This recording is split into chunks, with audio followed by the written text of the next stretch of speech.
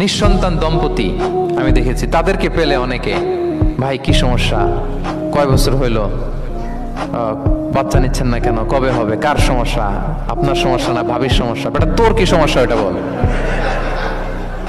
একজন নিঃসন্তান দম্পতি তারা কি স্ট্রাগলের মধ্যে দিয়ে যায় আপনি জানেন?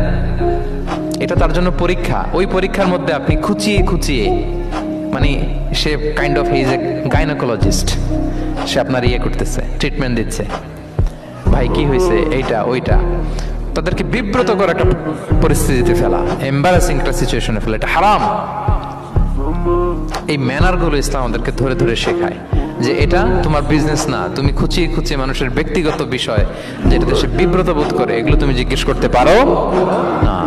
আল্লাহ বলেছেন খবরদার, ওলা তাজাসসু, ওলা তাজাসসু, গোয়েন্দাগিরি করো না, কারো ব্যক্তিগত বিষয় না। অনেকের এটাতে খুব ইন্টারেস্ট, কার স্ক্যান্ডাল বেরোইছে, প্রায় দেখবেন যে এরকম দেখা যায় অমুক নেতার স্ক্যান্ডাল ফাঁস, অমুক নায়কের স্ক্যান্ডাল ফাঁস। তোমার স্ক্যান্ডাল কবে ফাঁস হবে এটা বলো।